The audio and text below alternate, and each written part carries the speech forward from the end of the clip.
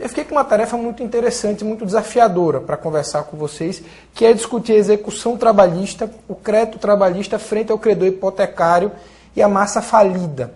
É um tema que interessa a todos nós, advogados, independentemente do polo em que nós estejamos lidando.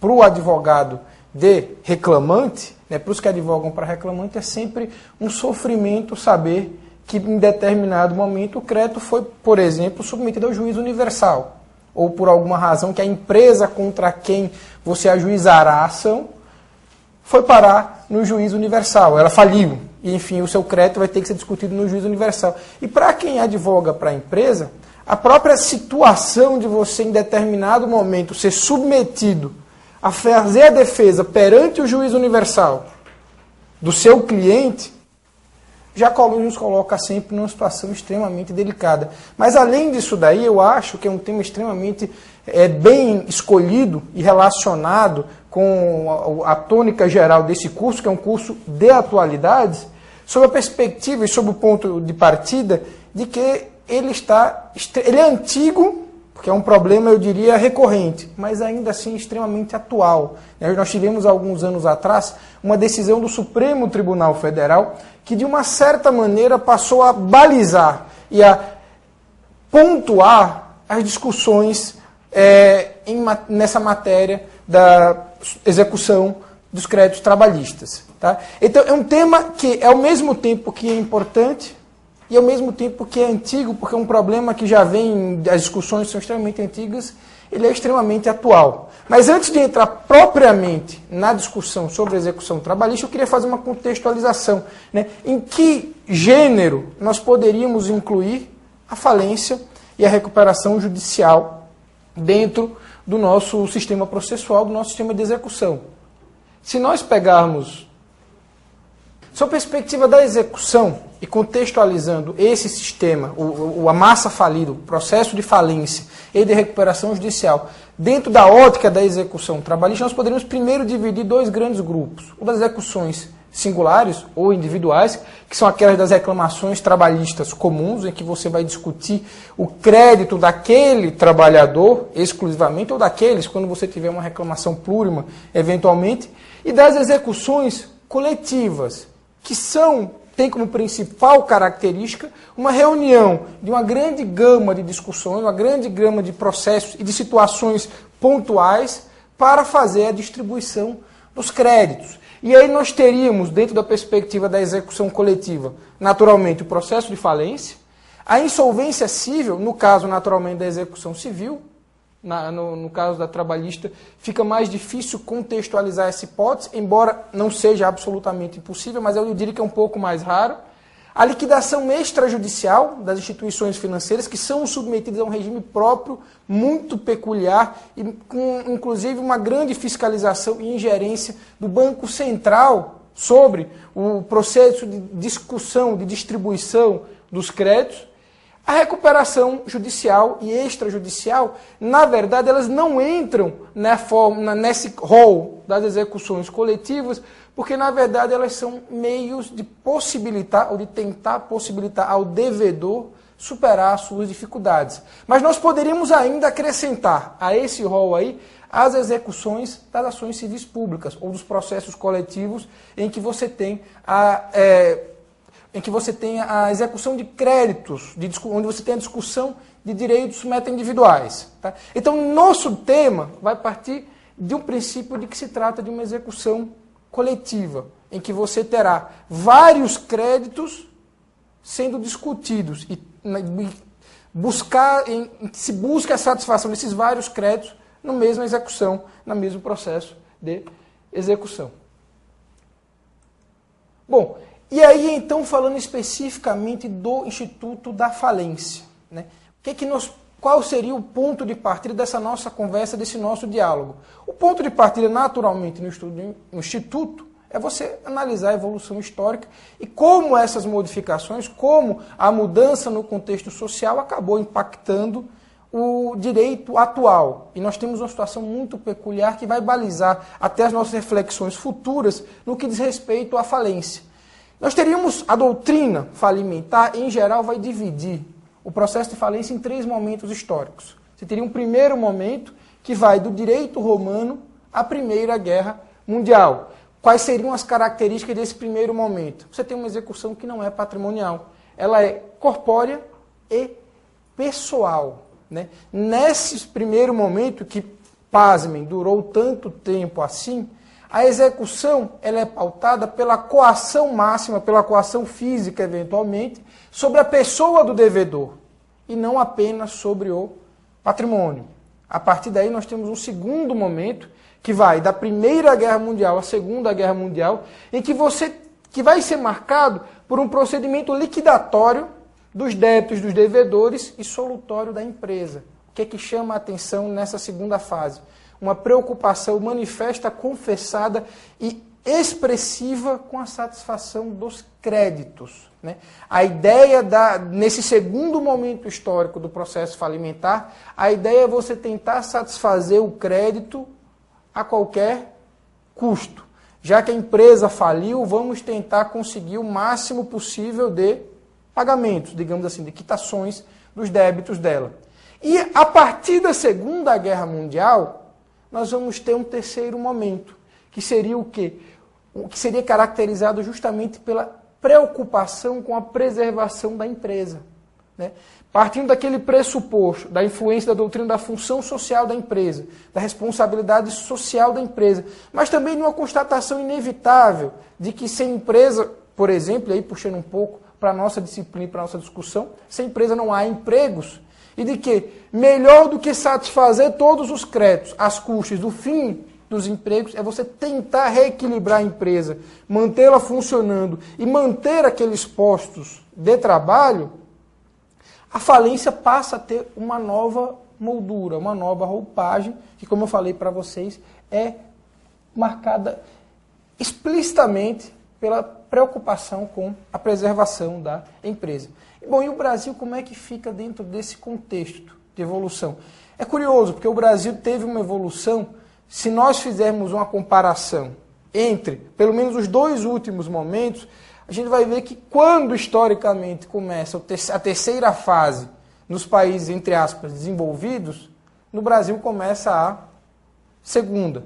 Nós tivemos algumas legislações imperiais, inclusive o próprio Código Comercial tratava da falência do direito falimentar no livro das quebras, né? Aliás, a expressão quebrou a empresa vem uma reminiscência do tratamento que era dado pelo Código Comercial ao nosso sistema. Mas o curioso sobre esse aspecto histórico, que eu acho que vai marcar, e aí é o recorte que eu escolhi fazer nessa nossa conversa, nessa nossa discussão, é que enquanto nos países desenvolvidos, na fase do pós-guerra, você começava o terceiro momento da evolução do direito falimentar, no Brasil nós estávamos em 1945 aprovando o Decreto-Lei 7661, que era a antiga lei de falências, o antigo decreto que tratava das falências, com uma característica predominantemente voltada para a segunda fase, que é justamente a preocupação com a satisfação dos créditos. Ou seja, nós estávamos uma etapa da evolução atrás dos demais países, ou pelo menos dos países mais desenvolvidos. Enfim, quais seriam as características do Decreto-Lei 7661 de 1945? Ele tratava apenas do implemento das dívidas contraídas pelo empresário, sem, no entanto, propiciar a continuidade das atividades da empresa. Tinha por objetivo proteger os créditos em face da empresa falida, sem a preocupação com as consequências mais amplas da quebra, como, por exemplo, com a perda de postos de trabalho e o crescimento do desemprego naquela localidade. Vejam os senhores hoje, no cenário pós-crise econômica, ou para alguns talvez entre crises econômicas que nós vivemos, como o desemprego é um dos principais balizadores da economia. E sob esse aspecto, e essa é a preocupação principal, o ponto de partida inicial e principal dessa nova lei de falências, sobre esse aspecto, se o desemprego é efetivamente o balizador da economia, maior preocupação do que com a satisfação dos créditos passados, você deveria ter com a manutenção dos postos de trabalho, que só seria possível através do regime de preservação da empresa. E aí o Brasil veio com uma lei, em 2005, muito polêmica, extremamente controvertida, sobretudo por ter sido aprovada pelo governo e durante o início do governo do ex-sindicalista que antecedeu a atual presidente da República, uma lei extremamente controvertida e polêmica, que foi marcada ainda, entre outras características, por ter sido fruto ainda de acordos anteriores com o Fundo Monetário Internacional e de algumas exigências e imposições que o Fundo Monetário Internacional tinha com o governo brasileiro. Eu não sei se vocês se recordam bem desse momento histórico, né? Hoje é até difícil imaginar, já que de devedores contumazes nós passamos a credores do Fundo Monetário Internacional. Mas no início do governo, do primeiro mandato do presidente Lula, nos anos 2003 e 2004, uma série de reformas extremamente impopulares foram adotadas ainda sob pressão do Fundo Monetário Internacional, ainda como uma forma do Brasil se adequar à agenda desses organismos internacionais. E por aí leia-se a reforma previdenciária, de 2004, se eu não estiver equivocado, do começo de 2004, a reforma do judiciário, ou pelo menos a primeira parte dela, que já foi aprovada, e a lei de recuperação judicial e falências. E essa foi uma lei que, pela própria proposta que ela trouxe, pela forma como ela foi estabelecida, pelos interesses que estavam por trás dessa lei, gerou uma série de controvérsias, inevitavelmente, que por muito tempo aí permearam as discussões doutrinárias, discussões jurisprudenciais, mas que de uma certa maneira começaram a ter um fim há 2 anos atrás. Na verdade, não chegamos a 2 anos atrás ainda, em 2009, no maio de 2009 aproximadamente, quando o Supremo se debruçou para analisar a ADIM que julgava a constitucionalidade dessa lei. Mas, enfim, feita essa contextualização histórica breve, o que marca a Lei 11.101, a nova Lei de Recuperação Judicial e Falências? Em primeiro lugar, diferentemente da que antecedeu, o principal escopo da Lei 11.101 é a manutenção da fonte produtora, do emprego dos trabalhadores e do interesse dos credores, promovendo assim a preservação da empresa. Dentro daquele cenário que nós traçamos no início, ela marca, talvez, o nosso ingresso na terceira etapa da evolução do direito falimentar. Mas não se limita a isso. Ela traz uma série de outras nuances que vão ter uma relação muito estreita e, em vários aspectos, extremamente controvertida com o direito do trabalho e com as relações de emprego de um modo geral. Em alguns aspectos, extremamente positiva, como a ideia de dos empregados assumirem o comando da empresa em estado, em processo de falência, em vias de assumir a falência, para manterem, para preservarem os seus próprios empregos e a atividade econômica. Sobre esse aspecto, indiscutivelmente, a nossa legislação trouxe um ponto de partida e um avanço inquestionável. Mas alguns pontos extremamente polêmicos e controversos que nós vamos pontuar ao longo dessa nossa conversa, desse nosso diálogo aqui. Mas, enfim, sobre a Lei 11.101, tramitou 10 anos na Câmara dos Deputados, onde recebeu 484 emendas e 5 substitutivos. Né? No Senado recebeu outras 81 emendas, sendo posteriormente apresentado um substituto integral ao texto, que sofreu ainda 3 vetos pelo presidente da República. Alterou a sistemática da falência, né? Entre uma das principais modificações, uma das mais controversas, e que nós nos dedicaremos um pouco mais ao longo dessa exposição, mudou, por exemplo, a ordem de privilégios, ou a ordem de satisfação dos créditos. Criou a figura da recuperação extrajudicial, que não existia, e transformou aquilo que antes tinha o nome de concordata na recuperação judicial. Inovou, por exemplo, prevendo a participação direta dos empregados no processo produtivo de recuperação da empresa, da sua extinção e da continuidade, como meio de gerenciamento do capital do empresário. Buscando celeridade econômica, ela trata, e isso é um outro detalhe muito interessante, é uma das primeiras leis que, baseada na emenda 45 e na alteração do artigo 5º, se não me engano, inciso 75º, que trata da rápida duração dos processos, foi uma das primeiras leis a incorporar no texto infraconstitucional aquela alteração que havia sido produzida meses antes no texto constitucional.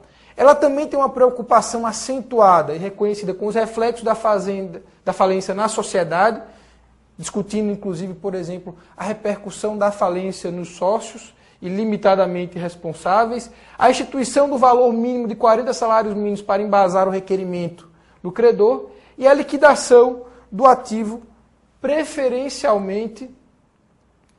E a liquidação do artigo... Faltou uma parte do arquivo anterior. Preferencialmente em bloco. Na verdade, a ideia é de você tentar fazer... E nesse ponto tem uma relação também com a discussão dos créditos quirografários que nós falaremos mais à frente.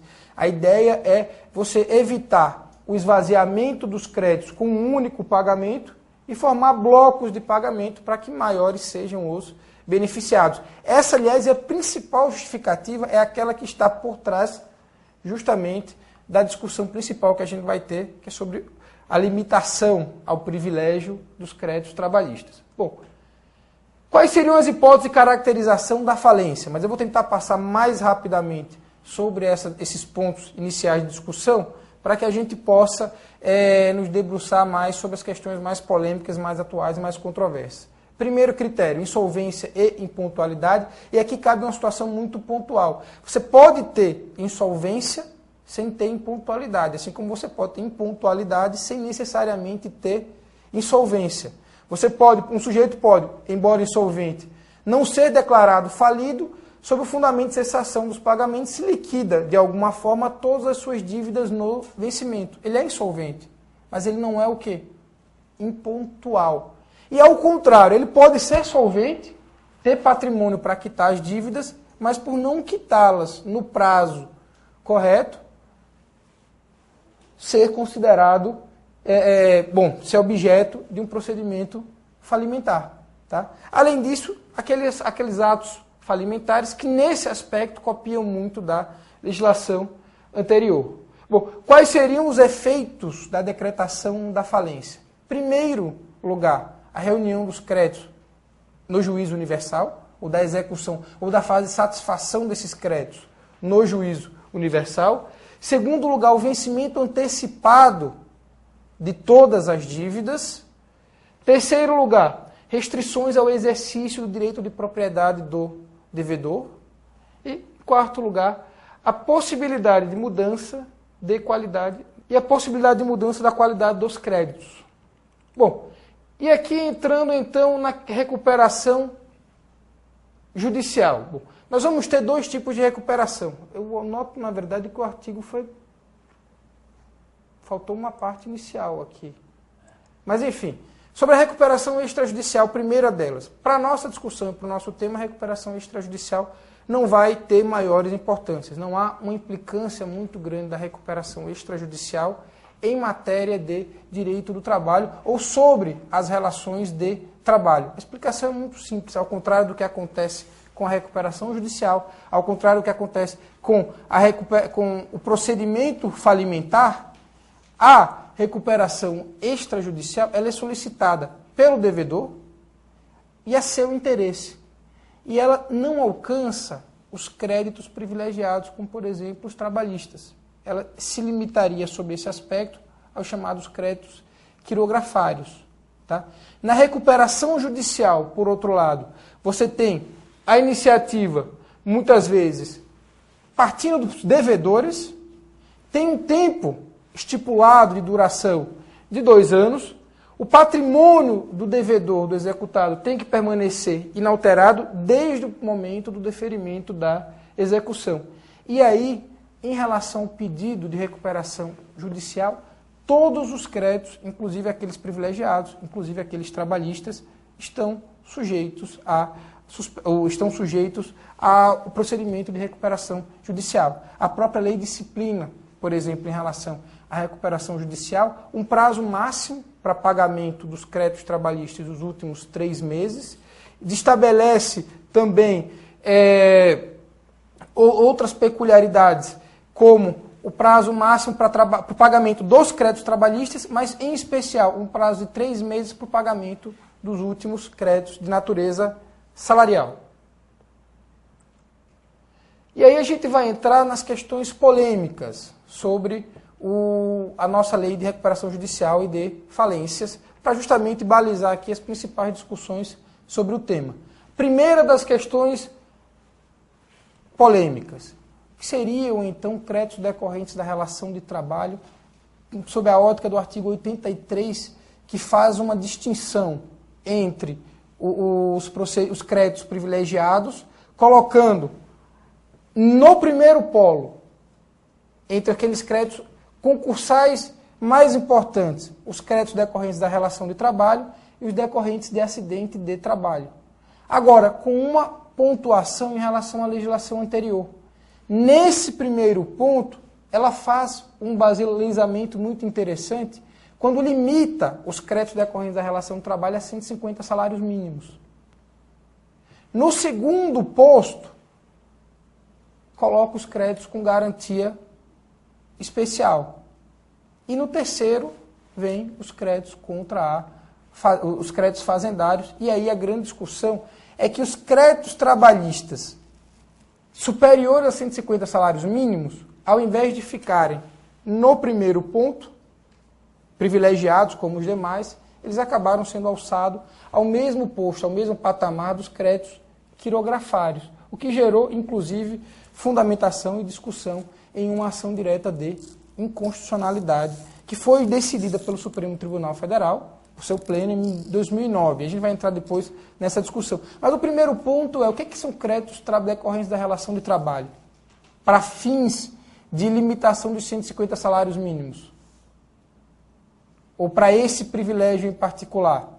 Todo crédito discutido numa ação trabalhista é decorrente da relação de trabalho e vai ficar nesse primeiro posto, juntamente, ainda que sujeito a essa limitação dos 150 salários mínimos, mas vai ficar no primeiro posto, juntamente com os créditos decorrentes de acidente de trabalho, sem limitação alguma.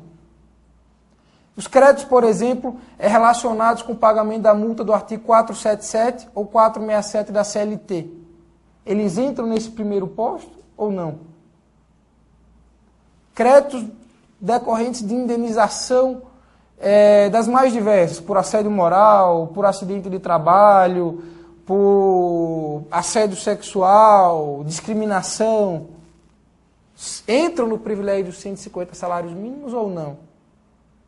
Ou aí estariam só aqueles créditos estritamente contratuais, próprios da relação de trabalho, como, por exemplo, os salários, o 13º, FGTS, enfim, e os outros que a gente pudesse aqui eventualmente discutir e elencar.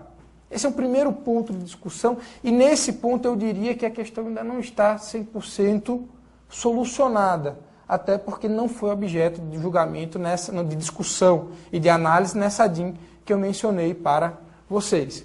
Segundo ponto, essa lei, ela na verdade, ela não só modificou a questão do privilégio nessa passagem em que ela limitou o privilégio dos créditos decorrentes da relação de trabalho a 150 salários mínimos. Ela, na verdade, criou 3 categorias de privilégio. Primeiro, os créditos chamados extraconcursais, que não entram na divisão e na distribuição própria do juízo universal e desse concurso de credores. Os créditos concursais, dotados de algum privilégio, seja ele especial, seja ele geral ou não, e os créditos quirografários. O que significa, em outras palavras, a gente vai ter um momento mais à frente, onde nós vamos analisar a legislação especificamente nesse ponto, para trazer essa discussão, mas o que significa dizer, em apertada síntese, que antes mesmo dos créditos de natureza salarial, dos créditos trabalhistas decorrentes do acidente de trabalho, terão que ser pagos os créditos extraconcursais, por exemplo, como administrador judicial, com as dívidas da massa falida, com o custeio de determinadas custas processuais pelo próprio funcionamento do juízo universal, o que significa dizer que os trabalhadores não são os primeiros a receber, que o credor trabalhista, que o trabalhador, em relação a esse crédito, ele não vai ser o primeiro, ele já não é mais tão privilegiado assim. Primeiro vocês vão pagar os créditos extraconcursais, e aí, se sobrar, paga-se os créditos concursais segundo aquela ordem de privilégio que coloca lá no topo, no vértice da pirâmide, os trabalhadores até aquele limite, os créditos trabalhistas até aquele limite de 150 salários mínimos. Segundo lugar, as multas do artigo 467 e 477. Como é que você vai discutir? A gente vai ver também numa passagem, num trecho que está transcrito mais à frente, que essas multas, elas não entram lá no valor dos 150 salários mínimos. Elas entram num outro momento, num outro ponto abaixo na linha, que trata especificamente de multas processuais ou decorrentes da legislação. E é nessa escala, nesse momento, digamos assim, da escala de privilégios, que serão pagos, por exemplo, essas duas multas. Terceiro lugar, a correção monetária. E aí é uma outra discussão, que essa eu diria que não é só exclusiva do processo do trabalho, mas do processo civil, porque somente há previsão de correção monetária. Na lei de recuperação judiciais e falência, não há previsão de incidência de juros. E, por fim, uma outra discussão é como vão ficar aqueles créditos documentalmente comprovados decorrentes de aluguel de imóvel ou de alguns encargos acessórios que eventualmente estejam ainda sendo utilizados pelo crédito, pela massa falida nessa fase final de solução, de tentativa de preservação da empresa ou momento de solução. Mas tem uma outra questão muito interessante e uma discussão também muito atual e relevante, que é com relação à sucessão trabalhista. Um dos pontos que foi enfrentado pelo Supremo Tribunal Federal e que gerou muita controvérsia até então é saber se o dispositivo da Lei de Recuperação Judiciais e Falência, que diz que a aquisição de bens, de patrimônio ou da empresa como um todo, em processo falimentar ou em recuperação judicial, ela pode efetivamente ser descaracterizada enquanto sucessão trabalhista. E aqui a gente vai ter uma questão muito interessante, sobretudo na análise jurisprudencial, né? Se nós pegarmos, antes de mais nada, a ação direta de inconstitucionalidade, que vai tratar essa formação direta de inconstitucionalidade, que foi ajuizada em 2005, tão logo promulgada a legislação, e que trouxe uma série de discussões acerca dessa legislação de um modo geral. Primeira delas, haveria uma suposta inconstitucionalidade, porque haveria violação do artigo 7º, inciso 1º, que é o dispositivo que trata da proteção contra a dispensa arbitrária, na forma da legislação, na forma de lei complementar, e aí, sob esse aspecto, a alegação era de que a lei criaria uma forma de proteção que não seria por lei complementar e, portanto, seria inconstitucional nesse aspecto. Diria que foi a tese mais facilmente e mais rapidamente refutada no julgamento do Supremo Tribunal Federal, mas inconstitucionalidades relacionadas com a limitação do crédito a 150 salários mínimos e com essa possibilidade de sucessão, ou essa impossibilidade de sucessão, essa descaracterização da sucessão quando houvesse aquisição em processo falimentar ou no momento de uma recuperação judicial. Bom, mas enfim, pontuando ainda essa questão, o que chama a atenção nesse julgamento do Supremo, que não está aí na ementa dos senhores, mas o voto é facilmente obtível na internet, a íntegra da decisão, que foi, salvo engano, de maio de 2009, mas publicada somente em novembro. O que chama a atenção dessa decisão, nos seus fundamentos, tanto do relator, que foi o ministro Lewandowski, quanto das ponderações dos demais ministros nas votações que sucederam, o que chama a atenção dessa lei é que ela efetivamente, os argumentos são todos pautados por critérios econômicos, né? Ela incorpora efetivamente aquela mentalidade que eu passei para vocês sobre a evolução do procedimento falimentar e passa a ter uma preocupação e a demonstrar claramente uma preocupação muito mais com a preservação da empresa do que propriamente com a satisfação dos créditos. E esse é um dos pontos de grande risco da nossa discussão sobre o aspecto da ótica trabalhista, que a gente não pode esquecer, e esse é um argumento até recorrente, que no processo do trabalho, ao contrário do que muitas vezes acontece com o processo civil, do que normalmente acontece com o processo civil, a parte mais fraca da execução é o credor, e não o devedor. E, sob a perspectiva da legislação trabalhista, a Lei de Recuperação Judicial e Falências, ela trouxe uma série de desproteções ao trabalhador, né?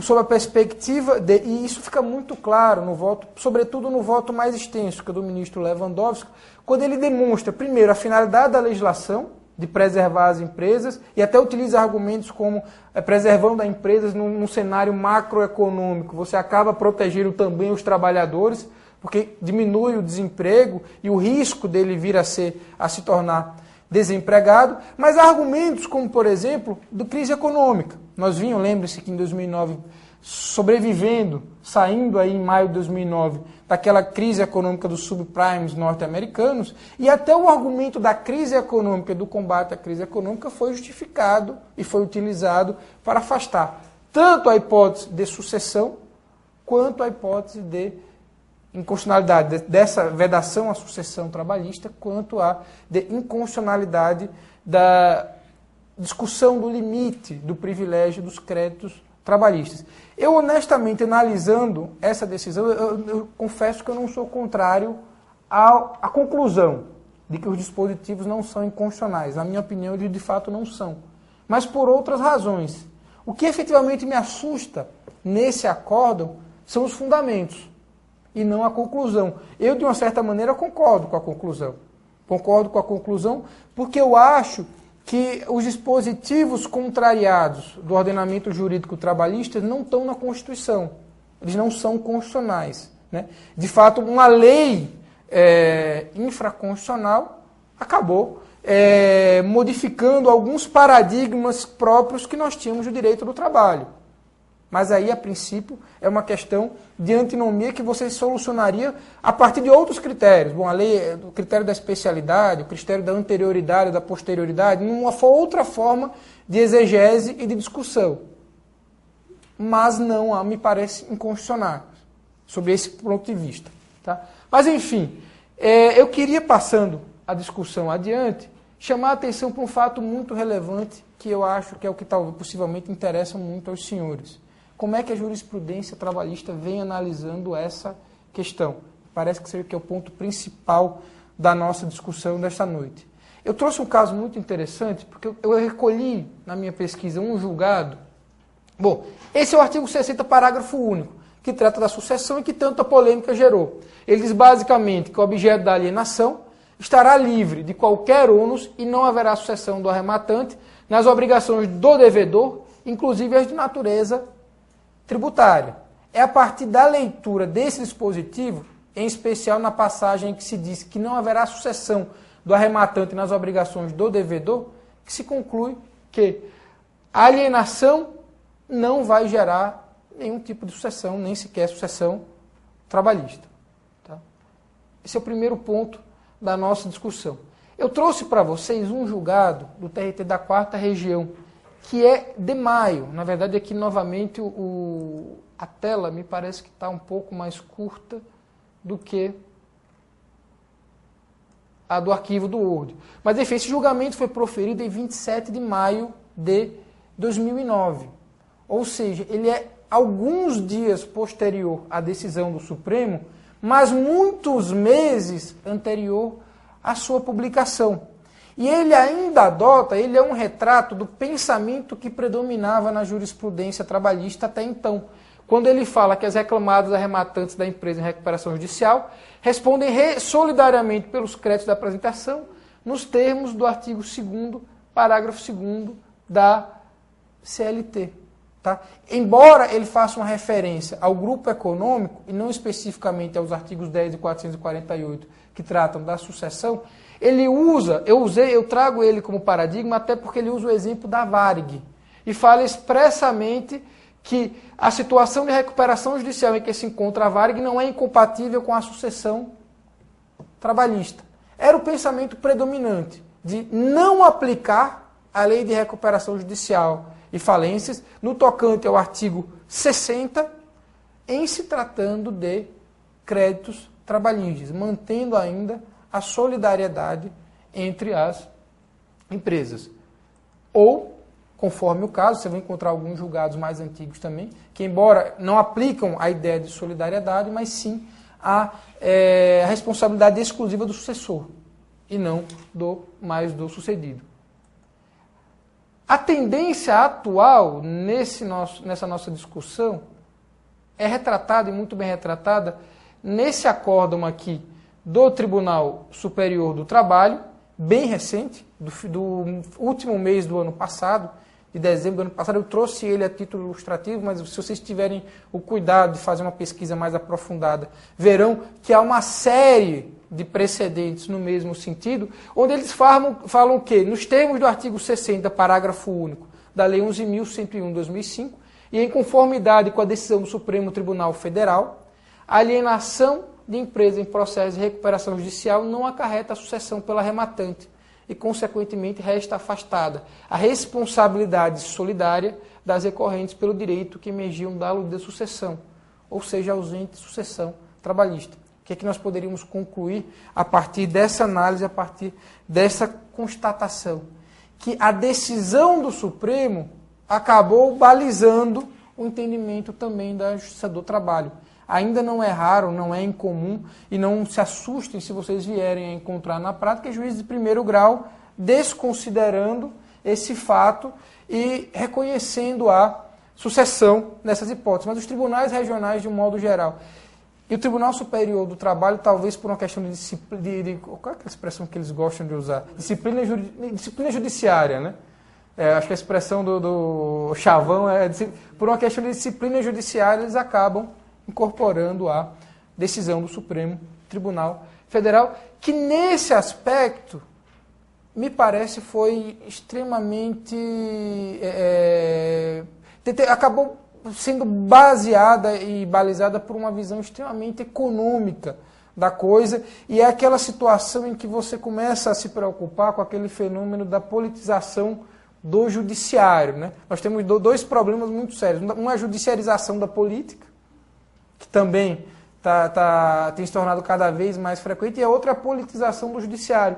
Eu até confesso, e registro mais uma vez isso para vocês, que eu não sou contra esse entendimento, né? Aliás, nesse particular em relação ao artigo 60, eu até tenho algumas sinceras reservas, e acho que você teria que ponderar algumas questões. Primeira delas, onde é que está prevista a regra da sucessão trabalhista? Está na Constituição? Não está. Está na consolidação das leis do trabalho. Como eu conversava com vocês, em relação ao artigo 60, a ponderação que nós temos que fazer é a seguinte.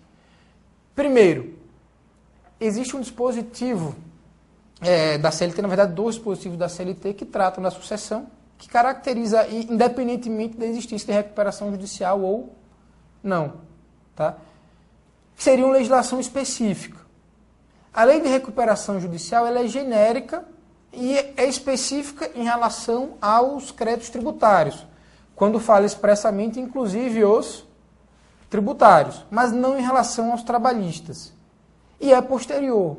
E aí, nesse caso, é possível sustentar a predominância e a prevalência da LRF, né, da Lei de Recuperação Judiciais e Falência, de recuperações e falência, com o critério da anterioridade ou da posterioridade, já que ela é uma lei muito mais recente do que a CLT. Mas também é possível sustentar o critério da especialidade, partindo do pressuposto que a CLT é uma lei específica.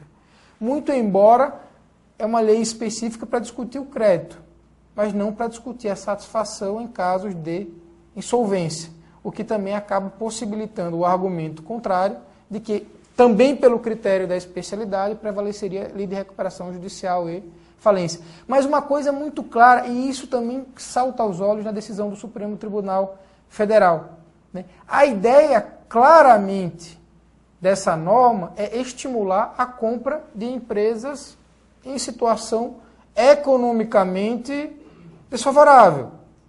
Se havendo o risco de sucessão trabalhista, essa empresa fica muito menos atrativa. E aí, consequentemente, aumenta-se o risco dela não ser vendida, consequentemente, não parar de funcionar e, consequentemente, encerrar, deixar ao desamparo aí um grande número significativo de empregados e se perder um número muito expressivo também de postos de trabalho que hoje são tão importantes para a nossa economia como um todo. Talvez, se essa norma tivesse sido inserida no ordenamento jurídico alguns anos antes, uma boa parte dessas empresas aéreas, para citar um exemplo em que isso é muito comum acontecer, não tivesse quebrado, ou pelo menos tivesse sido mais facilmente adquirida por outras. E talvez não tivesse tanto avião parado lá no aeroporto de Brasília, né? Parado, sucateado absolutamente no meio da pista, no canto lá, porque simplesmente ninguém comprou aquelas aeronaves sob o risco de serem consideradas o quê? Sucessoras.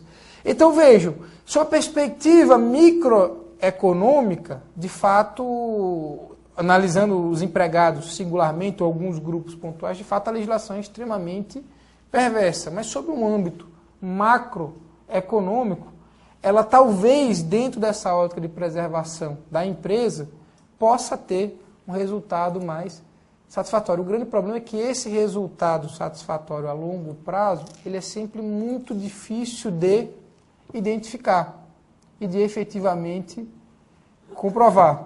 E pode gerar algumas situações absolutamente perversas também nesse ponto. Mas deixa eu passar aqui, rapidamente, já começam a me chamar a atenção para o horário. E sobre a habilitação dos créditos, eu queria chamar a atenção de dois aspectos, né? Primeiro lugar, como é que você faz com aquela discussão antiga sobre a competência?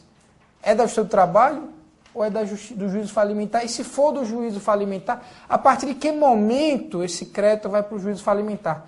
Antes da Lei 11.101, havia uma discussão antiga na jurisprudência e na doutrina em particular, porque uma parte diria que a competência era da Justiça do Trabalho até o fim, por se tratar de uma justiça especial e que cuidava de um crédito privilegiado e especial e que, portanto, não deveria se submeter ao juízo universal da Justiça Estadual. Era uma doutrina que, com o passar dos anos, foi se tornando minoritária, né?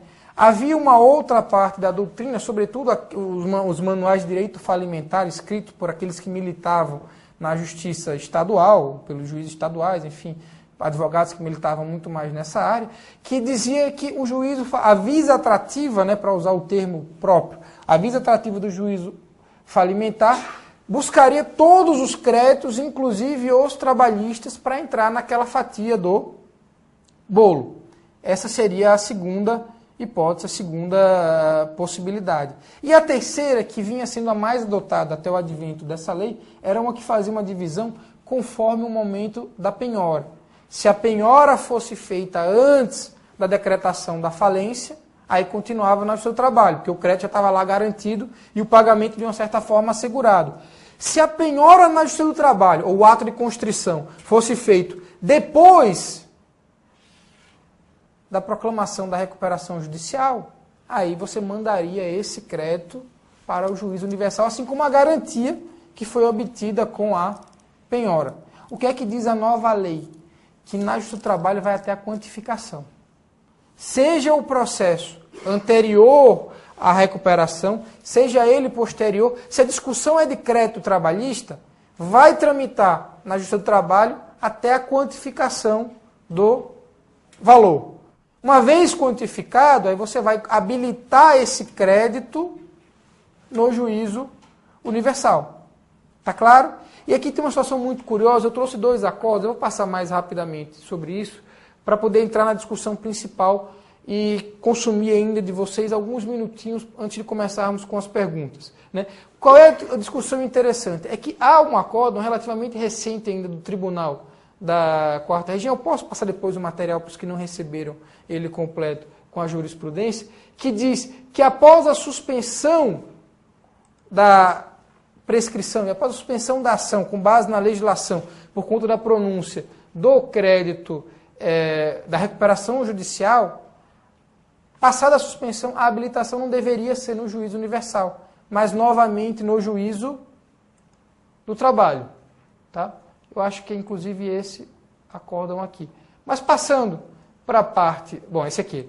A habilitação do crédito após a suspensão. Então, a recuperação judicial acarreta a suspensão das execuções trabalhistas pelo prazo improrrogável de 150 dias. Decorrido o prazo, cumpre acolher o pedido agravante, cabendo o prosseguimento da execução perante a Justiça do Trabalho, ainda que o exequente esteja inscrito no quadro geral dos credores do processo de recuperação judicial. Tá? O que é que vem dizendo, o que é que vem entendendo a jurisprudência de um modo geral? Esse acórdão nesse aspecto seria uma exceção. Vem aplicando a legislação e realmente indo, pelo menos quando essa discussão é levada para os tribunais e chega ao Tribunal Superior, parando a execução na fase de quantificação e depois solicitando a habilitação do crédito no juízo universal. Aqui em São Paulo é comum, e acredito que os senhores tenham acompanhado isso, pelo menos os que estão aqui conosco presencialmente, alguns juízes consideram isso e, havendo a quantificação, já determinam a penhora online, já bloqueiam um valor e, efetivamente, dentro do possível, já liberam o quanto antes, sempre que isso for possível. Tá? Em primeira instância, isso não é difícil de acontecer, não é raro de se encontrar precedentes nesse sentido. Agora, quando a discussão tem chegado aos tribunais, em particular o Tribunal Superior do Trabalho, o que se tem aplicado é a legislação e, efetivamente, considerado que a competência passa a ser do juízo universal. Bom, e aqui a gente entra no ponto talvez o mais controverso dessa nossa conversa, que é a classificação dos créditos, que está no artigo 83 da Lei de Recuperações e Falência, que vai colocar os créditos na seguinte ordem. A classificação dos créditos na falência obedece à seguinte ordem. Primeiro, créditos derivados da legislação do trabalho, limitados a 150 salários mínimos por credor, e os decorrentes de acidente de trabalho. Aqui tem um grande porém. A lei fala expressamente em créditos decorrentes da legislação do trabalho. O que, numa interpretação gramatical e literal, significa que as indenizações por acidente de trabalho caem na segunda hipótese. Mas as indenizações por assédio moral, por assédio sexual, ou, enfim, discriminação.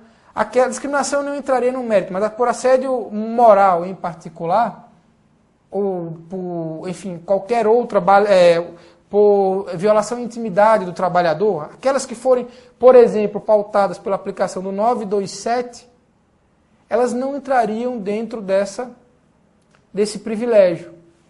Sob qual aspecto? Elas não são derivadas da legislação do trabalho. Muito embora sejam decorrentes de uma relação de emprego, elas não são derivadas da legislação do trabalho, mas são derivadas da legislação civil.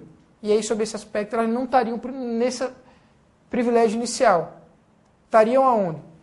No escalão abaixo, junto com os créditos superiores a esses 150 salários mínimos.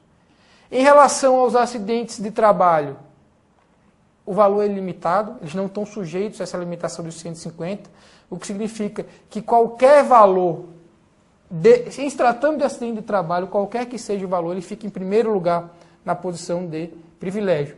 Mas, enfim, o que é que justifica essa limitação em 150 salários mínimos? Por incrível que pareça, o que justifica e fundamenta essa limitação feita pelo legislador é a proteção do trabalhador. A ideia é majoração do princípio da proteção. E sob essa primeira premissa, ela não está equivocada. Porque qual é aquela ideia? É a ideia do bolo, da fatia do bolo. Imagine que todos nós presentes aqui fôssemos fatiar um bolo em homenagem ao aniversário do professor Carlos e alguns de nós têm um apetite maior do que os demais. Eu certamente vou estar incluído entre os de maior apetite. Mas, enfim, nós vamos fazer uma fatia. Você tem duas possibilidades. Ou você cria uma fatia igual para todos e tenta satisfazer o máximo de pessoas e depois, quem tiver mais apetite, repete. Ou você vai dar a cada um, conforme algum critério, que vai ser o da ordem de chegada, e eu fui um dos primeiros, né? Você vai dar conforme o seu apetite. E aí, se eu estiver no início da fila, eu vou pegar uma fatia que vai ser mais ou menos um quarto do bolo.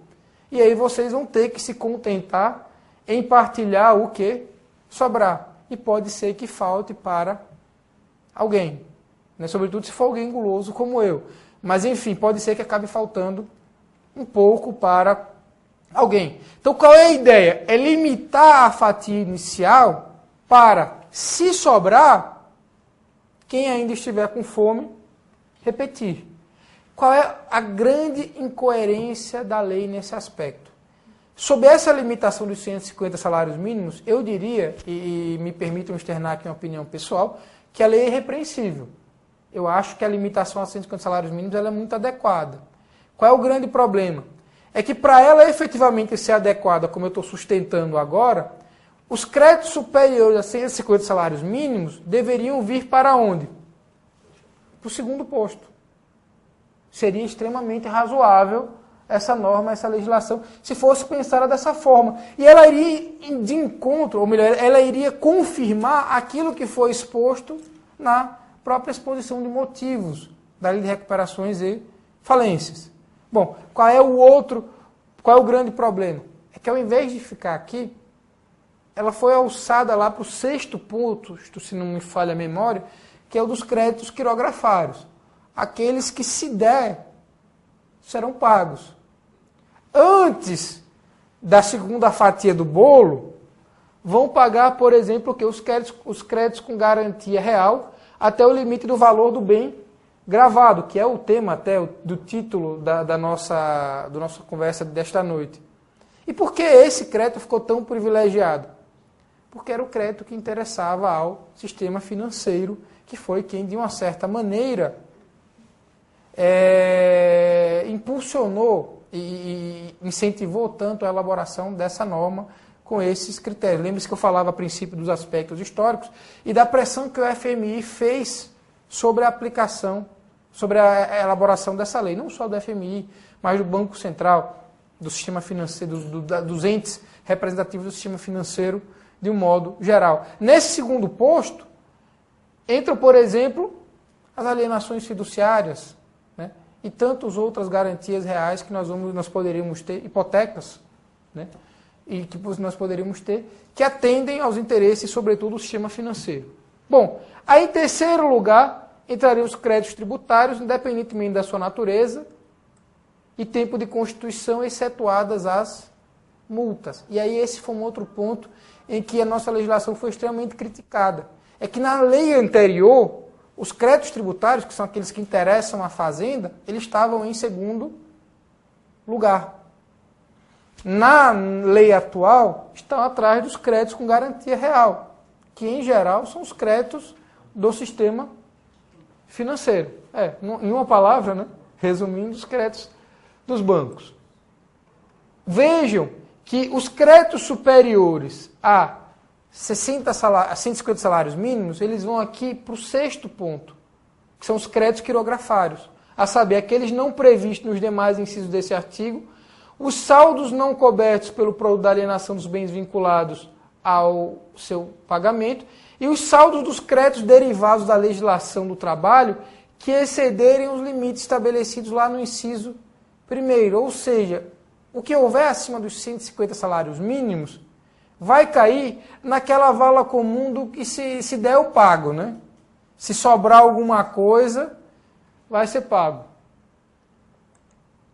E as multas contratuais, e aí nesse ponto aí sim ficaria a multa do artigo 467 e a multa do artigo 477 da CLT, elas vão para o 7º posto, depois inclusive do que excedeu os 150 salários mínimos. Feitas essas observações aqui, eu queria lembrar para vocês um detalhe, que já foi falado antes, mas que eu acho de fundamental importância e que acho que a gente tem que reforçar. Esses são os créditos concursais. Antes desses, existem os chamados extraconcursais, que estão no artigo 84, que vai incluir, por exemplo, a remuneração devida ao administrador judicial e seus auxiliares, e créditos derivados da legislação do trabalho ou decorrentes de acidente de trabalho relativos a serviços prestados após a decretação da falência. Ou seja, os empregados que continuarem trabalhando após a decretação da falência, pelo menos estes vão ter um privilégio real de receber antes dos demais. O problema é que junto com estes vão entrar também o administrador judicial e seus auxiliares, custas processuais, despesas com arrecadação, administração, realização do ativo e distribuição do produto, bem como custas, como eu falei para vocês, do processo de falência, custas relativas às ações de execuções que a massa falida tenha sido vencida, obrigações decorrentes de atos jurídicos válidos praticados durante a recuperação judicial, nos termos do artigo 67, ou após a decretação da falência, e tributos relativos a fatos geradores ocorridos após a decretação da falência. Ou seja, sobrar alguma coisa, pelo menos para os créditos até 150 salários mínimos, dependendo da situação, já foi um grande ganho, né? Se for possível se chegar a esse ponto. E aí eu queria fazer, para finalizar e nós passarmos para o debate, a reflexão sobre a constitucionalidade dessa norma. O Supremo Tribunal Federal considerou constitucional, com fundamentos eminentemente econômicos, né? Aliás, eu acho até que essa DIN não explorou os principais pontos, as principais teses sobre a inconstitucionalidade da Lei de Recuperação Judiciais e Falências. Há um livro muito interessante, o professor Carlos conhece bem, o Dr. Mauad, ele tem um livro que foi a tese de doutorado dele, em que ele sustenta a inconstitucionalidade da Lei de Recuperação de Falência, com argumentos que eu diria bem mais sólidos do que os que foram explorados na ADIM, sem nenhum demérito para quem a tenha redigido. Eu até nem sei quem foi o colega que fez o trabalho, não me prende a esse detalhe, nem poderia. Mas, enfim, eu acho que aqueles argumentos eram mais sólidos do que os que foram explorados na ADIM. Mas acho que também aqueles argumentos não sustentam a inconstitucionalidade dessa norma. Eu vou ser muito franco com vocês, e aqui uma opinião pessoal, sinto-se confortáveis para discordar do que eu vou falar a partir de agora. Mas a gente tem um problema muito sério em direito, mas em particular em direito do trabalho, de sustentar que tudo que é injusto é inconstitucional, né? Toda norma com a qual nós não concordamos, a nossa tendência imediata é dizer que ela é o quê? Inconstitucional. Pelos mais variados fundamentos, né? Por exemplo, em relação a essa Lei de Recuperação Judiciais e Falências. Nesse ponto em particular da limitação do privilégio aos 150 salários mínimos, ela foi taxada de inconstitucional por violar o princípio da isonomia, por violar o princípio da proteção. Os dois principais. Primeiro, será que o princípio da proteção está na Constituição? O princípio da proteção do direito do trabalho está na Constituição ou está na consolidação das leis do trabalho, na norma infraconstitucional? Você vai encontrar na doutrina as duas possibilidades e as duas teorias.